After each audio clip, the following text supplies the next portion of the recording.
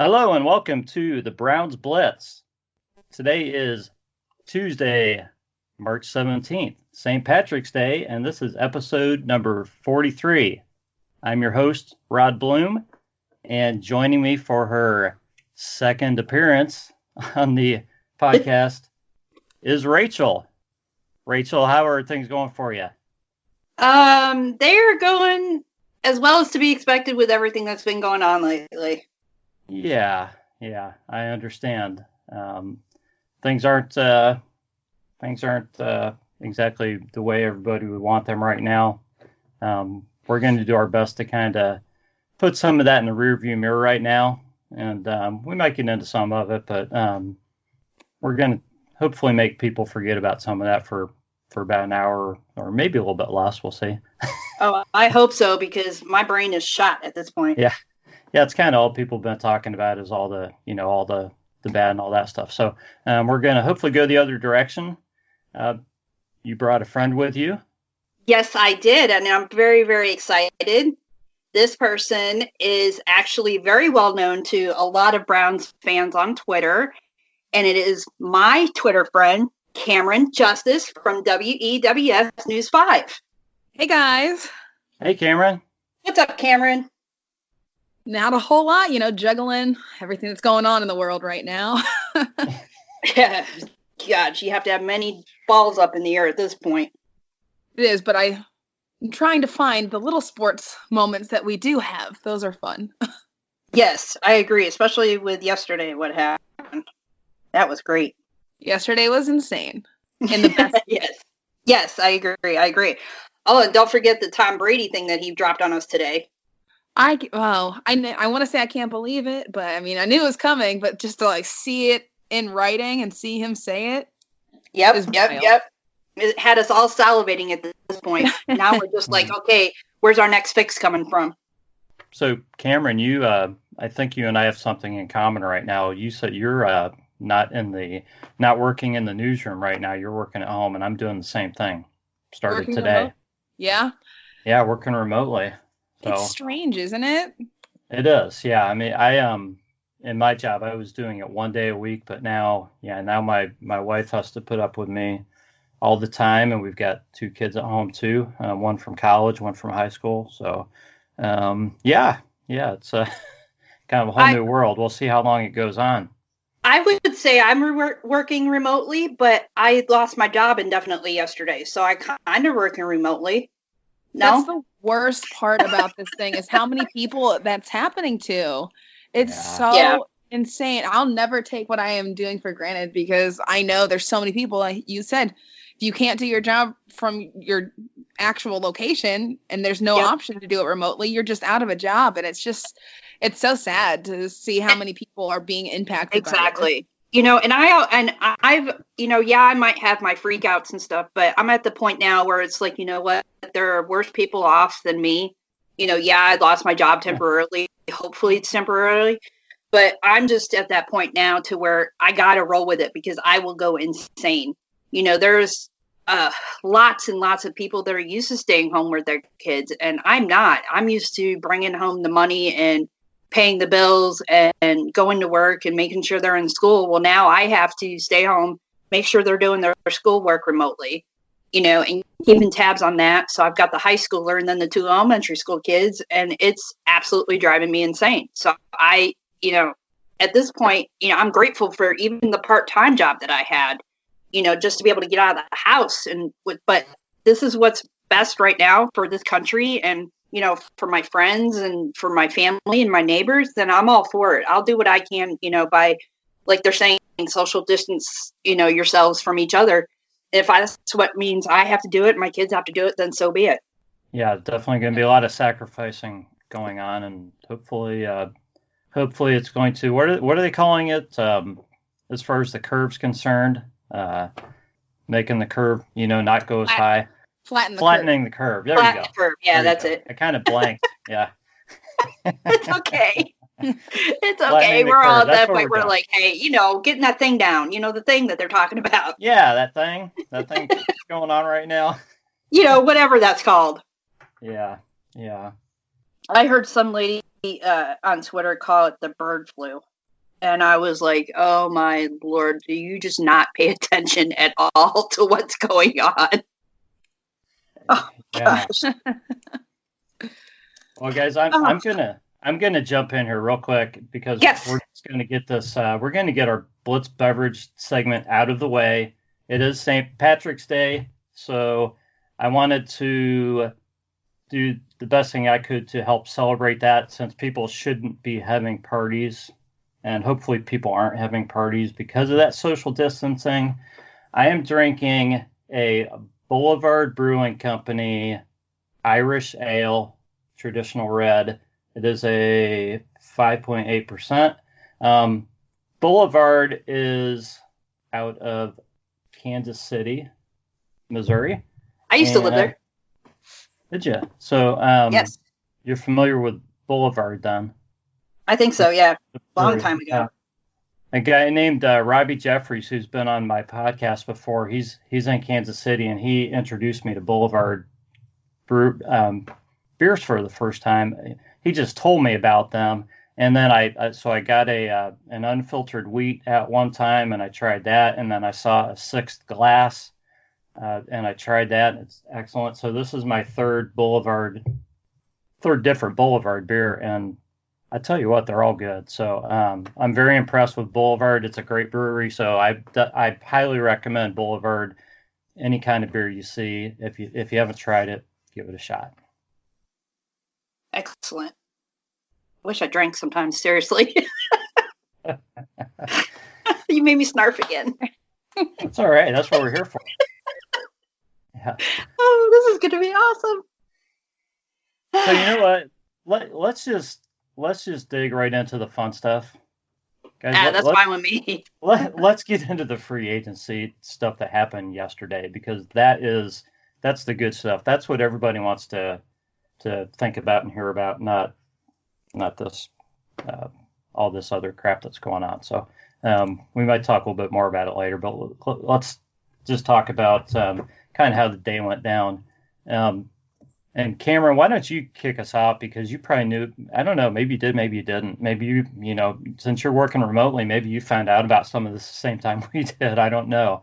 But this started with Austin Hooper signing his deal. Yeah, actually.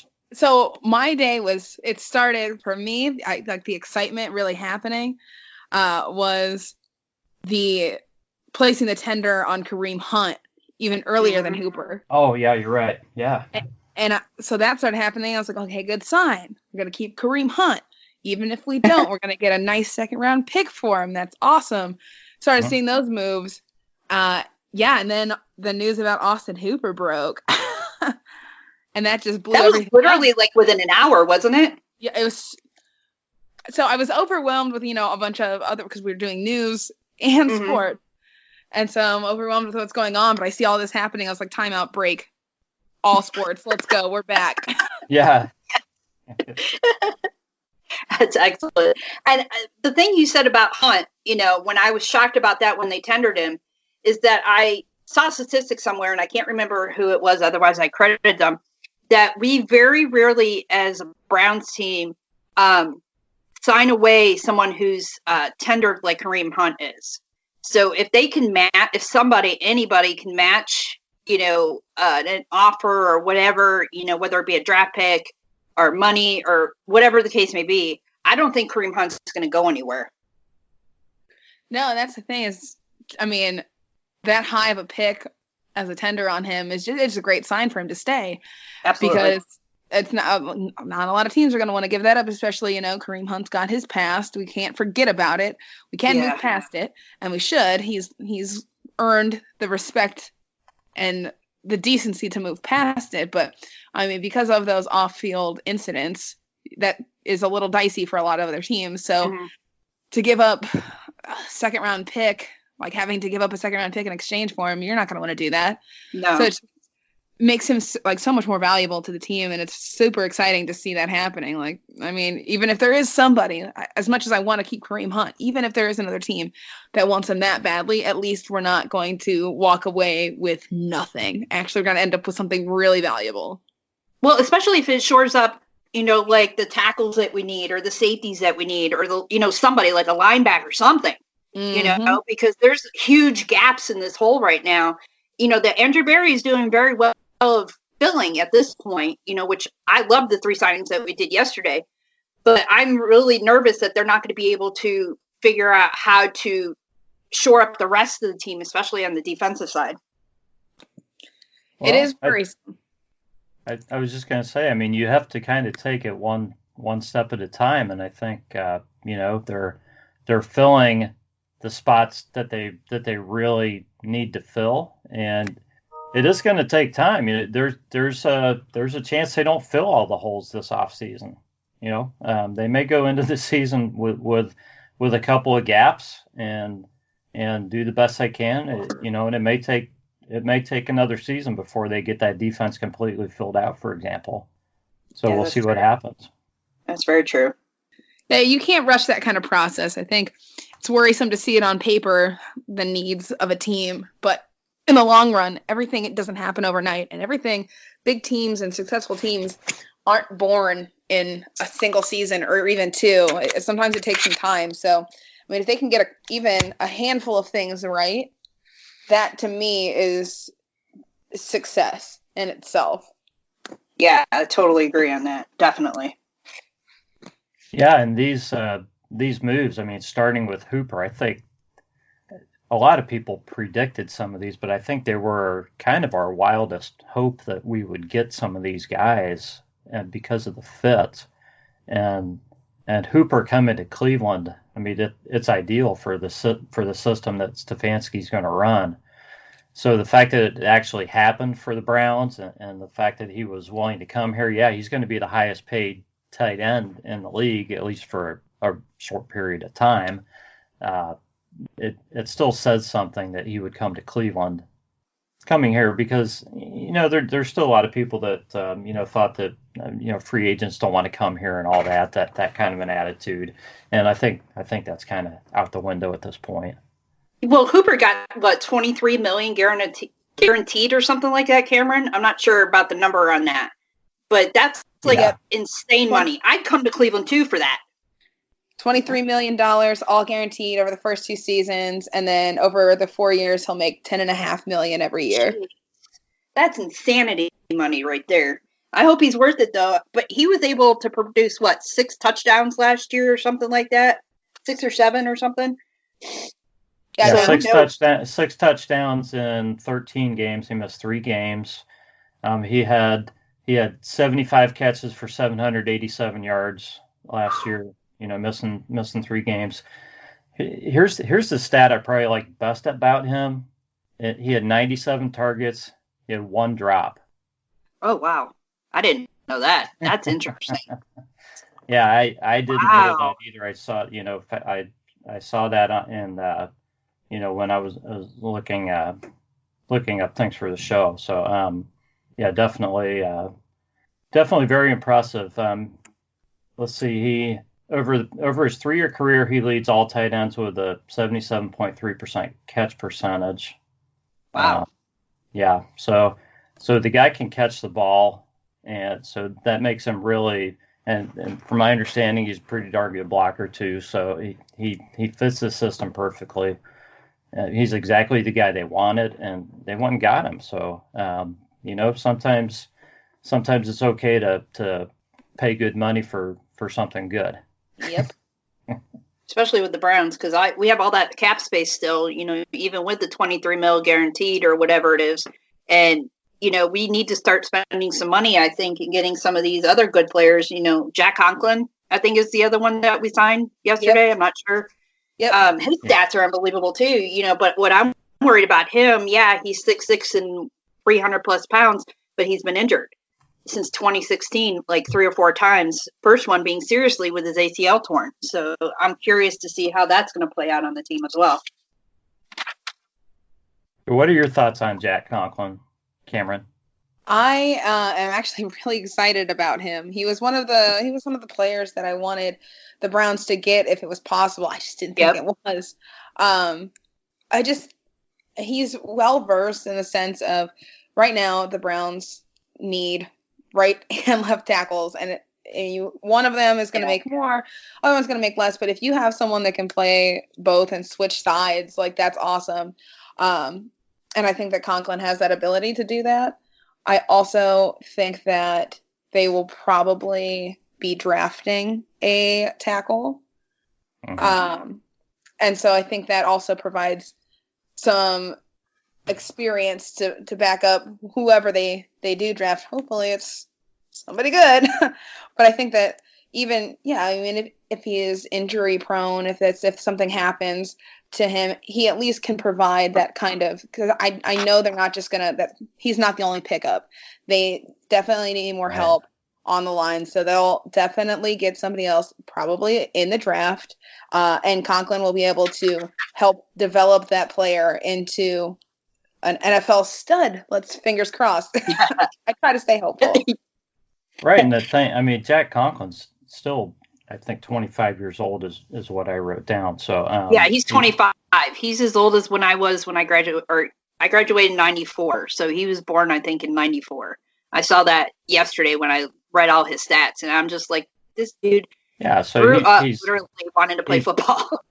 Yeah, so he's 25. He's had some injury issues the past few seasons, but I think he would, if I'm remembering correctly, he was an All-Pro as a rookie, I think. If not a Pro Bowl, if not All-Pro as a rookie.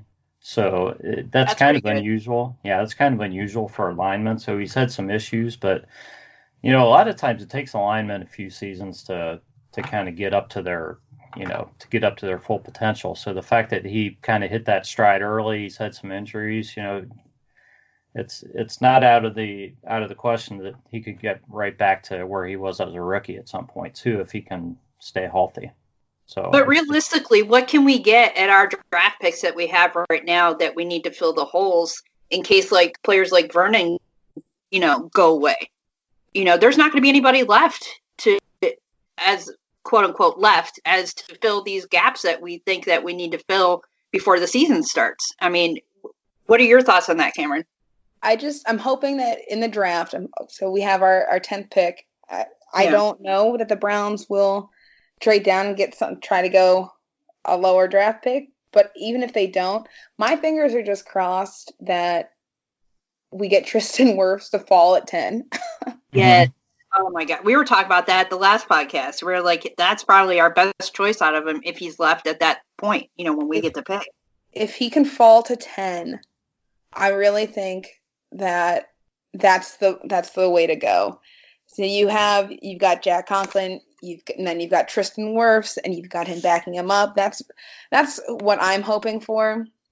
Later in the draft, then I think maybe it would be smart to look at safeties. You definitely got to figure out something at linebacker. You got they need some guys at linebacker, and you need somebody out there to start at safety too eventually. So yeah. So those are to me smaller scale. Those are later on. I think based off of what we saw last season, that offensive line has got to change. That's the biggest key. Yes. And not just for the season to go well, but for Baker Mayfield to develop in his third and very crucial season. So, honestly, if the defense is not great, then the defense is not great.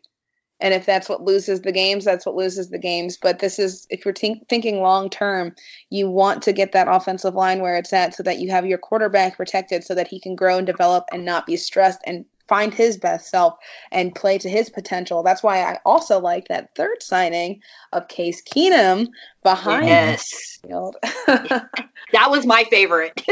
I was like, oh, we got him. Well then, all right, here we go.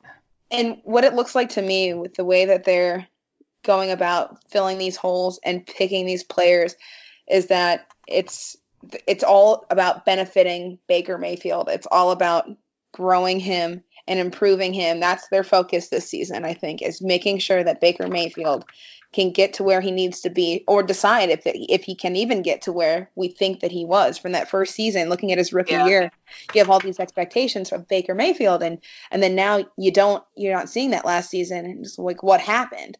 Well, that third season, that's essential. That's what you need to do. You need to make sure that you are right. This is your franchise quarterback. So how do you do that? You set him up for success. You set up that offensive line, get him protected, make him feel comfortable. You get him an offensive scheme that he works well for him, and it works well with your head coach who knows what he's doing. So that's why you've got now a great tight end. Hopefully, Njoku can stay healthy and grind and get better, because he has been kind of a disappointment since he was drafted. Mm-hmm. Yes. Between the injuries and just lack of production, I think he has all this hype around him too, and now he's got to fill that potential. So this is his season too. So you've got Austin Hooper alongside David Njoku with Kevin Stefanski, who has, in his season with the Vikings, when he ran the offensive coordinator, ran the most 2 tight end sets of any team in the league. So you've got all these pieces that seem to align, they seem to fit, and they seem to tell me that it's all about Baker Mayfield. You got Case Keenum coming in, able to give him guidance. He knows Stefanski's offense, and he knows Stefanski's methods, and he can help mold Baker in that sense. And Stefanski's the quarterback whisperer. He can turn a quarterback around. So I think with all these little parts to help Stefanski do that, to me, it screams that this season is all about improving Baker Mayfield. Here's the thing that I thought was funny is that when we decided that after his rookie year, and then last year with all the hype that was building up for him, thinking that it was going to be easy. I mean, hell, he thought it was going to be easy too. And then we crashed and burned. And then this season, it's like, okay, we got to find the pieces and parts to, set Baker up. But I think this season's make it or break it for him. Unless he wants to sit on that bench, he has to do better than he did last year. But that also has to do with the coaching that was put in place for Baker last year. Kitchens, I love the guy, but he didn't know how to handle Baker, and that team looked confused last year. For the most part, Baker never, even in Oklahoma, he never looked so shaken, whatever. Anyway, he never looked so bad and so confused on that field than he did last year, and I'm hoping with what Stefanski's putting together, it's going to help Baker grow, like you said, Camryn, and what they seem to be doing and building, putting together, I think it's going to be a great fit for him. Just the running game and the tight end usage is going to help Baker out tremendously. So I don't know that you're going to see, if you look at Kirk Cousins' numbers, you may not see the huge numbers that you might expect out of Baker. He may not have some explosion. He may not throw for 45 touchdowns, but I think you're going to see a guy who's a lot more efficient, and hopefully his completion percentage will shoot way up, and the Browns are going to run the ball. I mean, they ran it last year, but I think you're going to see more out of Kareem Hunt and Nick Chubb this year under this offense. Yeah, I think you'll see both of those guys running more. I think you'll see more passes to the tight ends, just because that's what that offense is. They'll still use the wide receivers, obviously, because you have great wide receivers. But I don't know if Baker's going to put up huge numbers, but hopefully they'll be very good numbers. Yeah, I'm hoping for better numbers. Yeah, exactly. Yeah, it's not about making sure he has 30 touchdowns. It's about making sure that his ratio between how many touchdowns he's throwing and how many interceptions he's throwing is not the way it looked last season, because it was horrible. You can't throw 21 interceptions in a season again. Yeah, guys, that hurts every time. Oh, that hurts. As I say, Case Keenum, looking at him, first of all, this deal, it's $18 million for 3 years, so you're paying $6 million a year for Case Keenum. That's a great deal. That's a great deal, because not only is he just a great guy to have around Baker because of knowing the system and everything, but he's a great guy if God forbid something happens to Baker. He's a guy who can step in and run this offense. Yeah, so, I agree. So your season's not shot if something happens to Baker. Yep. So you got that, and then if you actually look at Case Keenum's numbers, his career numbers, his completion percentage is 62.4%, 75 touchdowns, 47 interceptions, over 62 starts, we'll say. So Yeah, I mean, he's done it enough that he's somebody that Baker can look to and actually see, that he's had success. He had that. What did he go with the Vikings? 13-3 or something like that. It was 13-3 or 13-4 or something like that. Yeah. Yeah. No, 13-3. You're right. 13-3. So yeah, I think it's a great signing for the Browns monetarily and with the guy they're getting too. So out of the free agents that we have that are right now that aren't like restricted or exclusive or whatever, which ones do you guys think are the ones that you would like to keep? Because I know I have a favorite, and I called him my dark horse last year, and that was Ricky Seals-Jones. So I'm just curious to see what you guys think out of the ones that we have left that are going into that are in free agency right now. Who's going first? Go ahead. Go for it, Camryn. Because you got first, you got Hollywood. You've got Murray, you've got Randall, you got Robinson, you got Stanton, and Schobert signed today with Jacksonville. Then you've got Cox, and Hunt is tendered. And then you got McCray, and then you got my guy, Ricky Seals-Jones. Okay, so sorry, I got a phone call from work. That was weird. Anytime the phone rings and it's the coronavirus season, I always got to check it. Gotta make sure. Oh, absolutely. Yeah. Let's get right back into it. Sorry about that. Okay. No worries. So I don't know if anyone knows me. Anyone who knows me knows that I'm a huge Rashard Higgins fan. Yes. But Hollywood all day. So I would love to see him back on the field with someone who knows what to do with him and knows the connection that he has with Baker Mayfield. I really think that Stefanski might be that guy. So it would be much better than our last head coach who decided to healthy scratch him and pretend he didn't exist for the majority of the season. And I still don't understand that. I really don't. Was it a personality conflict? Was it that he didn't think that Hollywood could do what he had done? I mean, because as soon as the man steps on the field, he makes plays happen. So I didn't understand that at all. Yeah, wow. There were rumors that there was a disagreement before one of the games, and that's what did it. And then from there, it was just, there was no real answers. Freddie Kitchens never really gave an answer. He just kept saying, ask him, ask him. It was really weird, and the whole situation was strange. But I think it might have been, just a conflict of interest because it wasn't production. No. And he didn't get a chance to every produce, time he stepped on the field. No, and then you saw when he finally started being utilized, the few times he was utilized, he had a touchdown. Like, are you kidding me? That's what happens when you put Rashard Higgins out on the field. So, I don't know.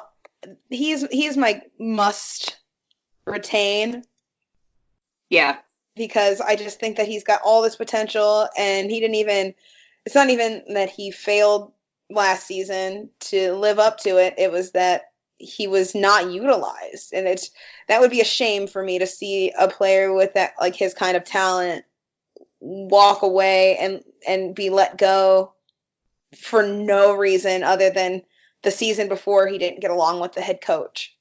Which I think is absolute crap, because if that is the truth, then Kitchens, he should have known to, like, put that BS aside and just be like, look, you do what you got to do. I'll do what I got to do. We could put our emotional bullcrap aside and our personal bullcrap aside and just produce on the field and get these wins. And if coach couldn't do that, then that's on him and not Rashard Higgins. Yeah, and I'll say this about Higgins. I think that you have to be realistic about this wide receiver market, and I've been shocked by the trades and the deals signed by some of these guys here already. In the free agency period. But I find it hard to believe that Higgins is going to have a lot of big offers just based on the fact that he didn't get to play a lot last year, and looking at this draft class with like 500 receivers with great potential. So I think the Browns should have at least a pretty good chance to get him back at a respectable salary, which is probably what they're looking to do. So hopefully that'll happen, because I would like to see him back. I think he's the guy on the roster, other than the starters who meshes the best with Baker. And I think, especially in the system where they're not going to run more than 2 wide receivers all that often. So, when they go to 3 or 4 occasionally, you want guys out there like Higgins who are going to be guys that are familiar with your quarterback, not guys who are only going to, get so many snaps and they're never really going to build anything. He's already built that with Baker. So I think it would be great to have him on the team. And then, so Higgins, I'm just gonna keep going down the list. I think I'd like to see Brian Cox back too. I think he did some great things for the Browns, but we'll see. You never know. He's one of those guys who probably came in as a Dorsey guy, so you're never quite sure if the new regime's just gonna not go after guys like that. But man, he had a great motor last year, and I would like to see him back. Demarius Randall, it depends on the market. The Browns are not going to pay him the going rate, so it just kind of depends. If they get lucky and the market's not there, maybe he'll be back. And gosh, if the Browns could get somebody like Demarius Randall back on a good deal, it would sure help to have one less hole to fill. I'm a big Demarius Randall fan. I think I would be pretty happy if they hung on to him. I do know that he has been getting some interest from the Seahawks. Oh, wow. Okay. And then the Redskins as well have been looking at him. So I'm not sure how that goes down. These top safeties usually get a pretty darn good deal. So I would think he'll probably get a contract elsewhere, but we can keep hoping. It all comes down to the money. Yeah, it does. How much the other teams are going to be willing to offer. I mean, look at Joe Schobert. He wanted money here. They didn't want to give it to him. He found it elsewhere. That's a typical Cleveland story, though, if you think about it. All the players that started originally here and go on to win Super Bowls in other cities because they wanted to pay them. Yep. Oh, yeah, the league is filled with ex-Browns. All over it's like we're the place. training facility for the NFL sometimes. I really wonder that. And you look at that deal that Schobert signed, it's a 5-year deal. I'll use the word only. This is not in my context. This is in the NFL player context. I think it was only $23.5 million guaranteed over 5 years. So it's not the monstrous deal that, I don't know what Joe was looking for. It's certainly way more than he was making. I think he made less than $1 million last year, like $540 or something like that. So it's a huge deal for he and his family. But when you're talking about him being one of the top 3 or 4 linebackers on the market, only $23.5 million over 5 years guaranteed is not the huge deal, and it's certainly not a deal that the Browns couldn't have touched. So it's a little bit disappointing, in that respect for me. Yeah. Yeah, I tend to agree with that because I was like, if you want to pay some of these players that are on this team right now that aren't producing, that aren't playing to their full potential, and just honestly, it appears that they don't give a crap or whatever. They're more interested in what they can get for them. And you got Schobert going on the field, just about every freaking week, and producing insane numbers, and even if it's just to pump up, whoever he needs to pump up and be a leader on the team, he did it. He did what needed to be done. And we let him go. And I think that's one of the stupidest moves that the Browns have made this offseason so far. Yeah, Joe Schobert, say what you want. Some people will say things about his play and that he's maybe not the typical middle linebacker. But I think those people are kind of thinking of the old time middle linebackers. Mm-hmm. You got to really think about where this league is going, and Joe could do a lot of things. But the thing about Joe is he was a model citizen. He was a leader. He, never did anything negative to, around this team or regarding the city his entire tenure here. So that's exactly what you want out of a player. I think he always gave it his all out on the field. So you kind of hate to see guys like that move on, but unfortunately it's sports, guys, so it happens. Yeah, he deserved a lot for what he did, but there's a time and a place where you have to think, how much money is he going to make based on the fact that he's a great guy and tries hard if he doesn't fit into the system, or he's not producing the way that they want him to produce. So, great guy. But I mean, I see it. I can see why there were concerns. But I mean, if I had access to the money, I probably would have paid them. I probably would have paid a lot of people. No one would ever leave. Yes. Wow. We keep them all for ourselves. You have to look at the bigger picture. And I think maybe by letting him go, there's what I always hope, and it's not always the case because I've learned not to get my hopes up too high. But when these things happen, I kind of tend to believe that there's some kind of plan, some kind of, even if it doesn't work out the way they want it to, they have some kind of bigger picture plan or something. You can't just let everybody walk, let everyone go, not pay anyone, not sign contracts. You need to have these people on your team. You need to have your roster filled, and you want it filled with as much talent as possible. So when you let somebody go who's a great guy and does pretty well because you don't want to pay him, I feel like there's a reason. I feel like you've got a plan, especially with our era now. It's the Ivy Leaguers. They know what they're doing. I feel like that's all they do is plan. They haven't given us any reason to think that they don't know what they're doing so far. They've done a nice job. So, but I think we'll all feel a bit better if they sign some kind of a linebacker or safety here in the next few days. Mm-hmm. Something. Yeah, it's like, guys. I honestly, my gut's telling me though we're going to get shafted in the draft. There's not going to be anybody that's, unless it's a sleeper of some sort. There's not going to be anybody left, for us at 10 and 41, 42 or whatever it was. That's what I'm scared to death about. Of course, I'm scared to death a lot about this team, but what am I going to do? Hopefully we'll get somebody that produces and fits right with, what Barry and Stefanski want to do this year. Mm-hmm. Yeah, I mean, there's free agents left, and and they have several picks in the draft, so there's time and there's space to fill gaps, and may not all be with guys who are starters forever, but like Camryn was saying, you can't do this all instantaneously or all it just takes time to construct a team properly, so you fill the spaces as you can, and it's also a continuous process from season to season, because you're always losing guys and adding more and so forth. So any thoughts on the exclusive rights free agents that were tendered?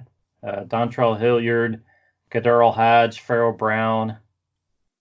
My understanding is when those guys are tendered, it usually means they're going to be around. I mean, those guys are making, pretty close to the minimum, which I guess is going up a little bit, but still one heck of a deal.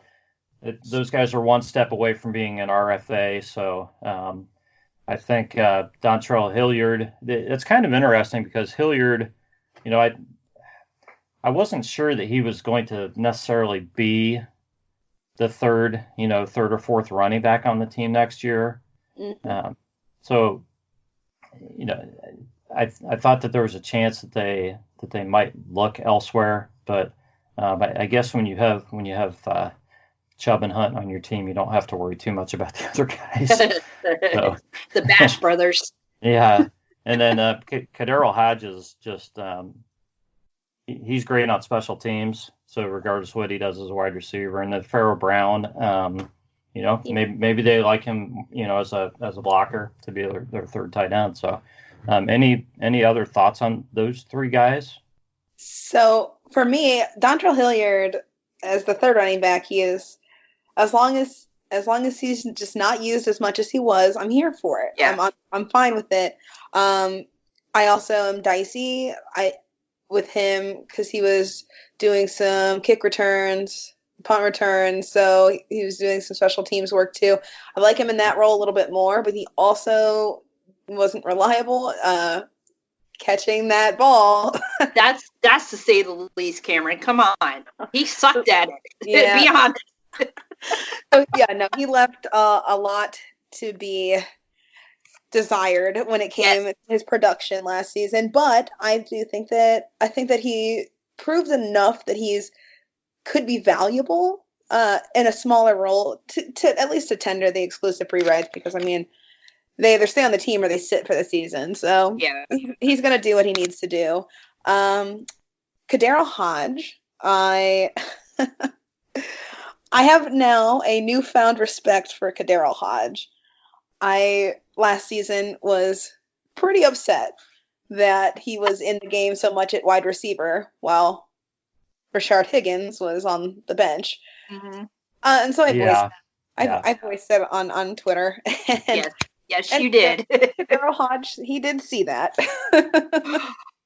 He saw it? Yeah, we worked it out. That's awesome. You're good though, right? Yeah, no, you just said, I said, because I tweeted about how he shouldn't be in the game right now. It should be Higgins. What is he doing out there? And then he went out and caught, it was a pretty big pass. I don't know. It was the big one. I forget. He did have some nice catches. It was during the Steelers game. The infamous Steelers game. Yeah. So. Yeah. But I had tweeted. I had tweeted that I didn't want him in there, and then he made a monster catch, and so then I tweeted again. I said, "Did Kadero Hodge? Did he see my tweet?" And then he tweeted back. He said, "I did." That's like, awesome. I was like, respect. You're like, oops. I was like, no, really, honestly, like, I respect. I was like, that was a great play, and keep it up. And yeah, got the little hand emojis, and we were all good. So we're all good there. A lot of the Browns players, that was the funny part. A lot of the Browns players were tweeting a lot of the media members, from what I saw last season. And I'm like, why are you doing that on the sideline? Shouldn't you just be concentrating on the damn game at this point? I guess, but when you're losing, they got nothing else to do. What else are you going to do? So, yeah, Kadero Hodge, I liked him on special teams. So, and then at wide receiver, I didn't have a problem with him. It's not that he was horrible. It's just, I'm a Hollywood Higgins fan, and I knew how great that he could be, and he wasn't being played. And that was where that fell. So to see him being tendered, I was excited. I was like, okay, it gives him more chance to develop and grow and prove to me that I was wrong. Yes, just to prove to Camryn Justice from News 5. You two need to cultivate that friendship a little bit more. So yeah. That's funny. That's awesome. Pharaoh Brown, I'm a big Pharaoh Brown fan because he's from Northeast Ohio. He's a local. That's why I like him. So it's cool to have him here and playing on the Browns. He did have a lot of penalties last season, and I don't know how much was based off of his lack of productivity, like lack of time on the field and like awareness and skill, as much as it was maybe he just didn't know what was going on because Freddie Kitchens changed the game plan the day before. And so as much as I want to blame him, I'm excited to see his name there because obviously I like him playing in Cleveland. Being from Northeast Ohio, that's always a really cool thing. So I think maybe with a coach that doesn't go rogue on game day, maybe we'll see less penalties from him. Because that's my biggest concern with him is just it was just nonstop. He was false starts and just messy. It was so messy. And for me, I think maybe it was like he didn't know where he was supposed to be lined up because they were doing a different play. The route wasn't the same. He didn't even know he was going to be playing. Something like that, where I think that maybe that confused him and that like threw him off his game. But it was his play. If he's gonna have a role on this team, he's got to be a lot better with avoiding those penalties, lining up in the position, put him on the jugs machine. Have him hang out with Ricky Seals-Jones. Ricky Seals-Jones can catch a ball. Let's hang out. All the tight ends should hang out with Ricky Seals-Jones. Yes, thank you. That's what I think too. And the thing that it kind of angered me a little bit for last season is that they were practicing plays during practice time, but not playing them on the field itself. Like none of the stuff that they practiced was being called, and no wonder everybody looked confused. And we were, as fans, sitting back going, what the hell is going on? What is wrong with these players?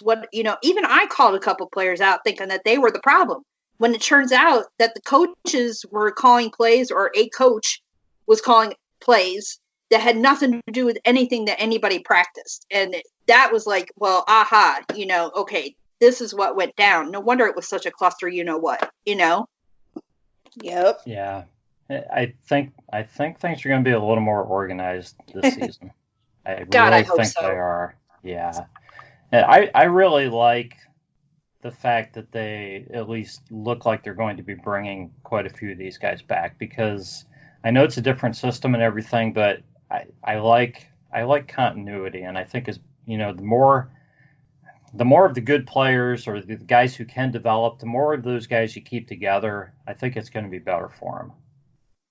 I definitely agree. To grow.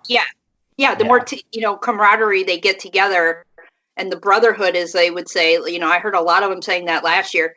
I think that once they get that mesh down and that that brotherhood together, there's not going to be any stopping this team, especially with what I see just with the 3 people that Barry got yesterday. I think we're going to be outstanding, at least better than we were last year. And that's at this point. I've said it before and I'll say it again. I'm going into this season with, some hope, but zero expectations for winning anything like the Super Bowl or, going into the playoffs. I just want to be better than we were last year.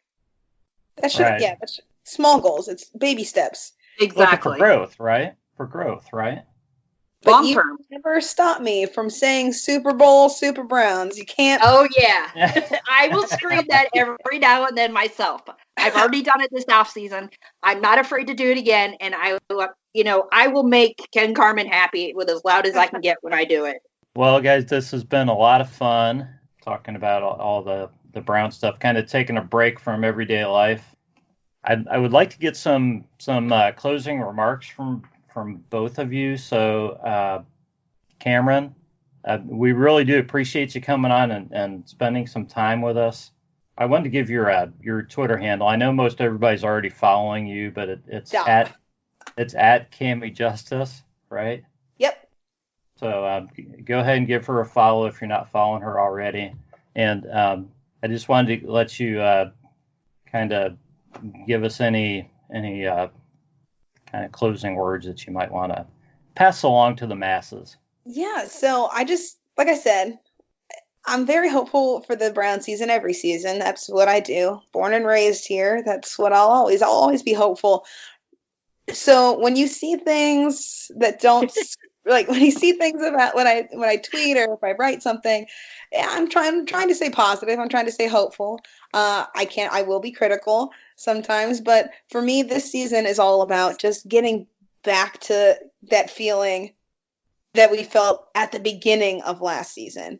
That hope and we lost a lot of it. It was a really, really rough season and a rough way to go about it. So going into this season, I want every Browns fan who's just contemplating on the fence, am I going to be hopeful? Stay hopeful. Don't go crazy. Obviously, we chant Super Bowl, Super Browns, but you don't have to mean it in the way that we all you don't have to be dead set on it. You can just appreciate the small moves that are made. So Andrew Berry, I think, did a really great job yesterday, but it's not over. When I praise him for his great work and the good picks that he got and the people that he picked up and signed and made deals with, I think that's something that you need. Like, you look at it, you say, good job, Andrew Berry.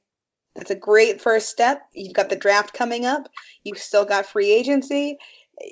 You can trade. Let's go. Let's see what we got.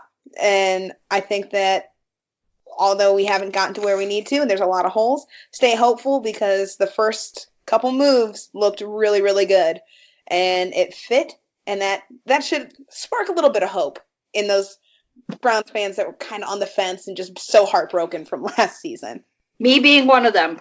Honestly, when they did he got the picks yesterday, I was like, all right, okay, let's see where else we could go. So I'm in total agreement with you, Camryn. Rachel Shepard, impart some wisdom on us as we close out the show.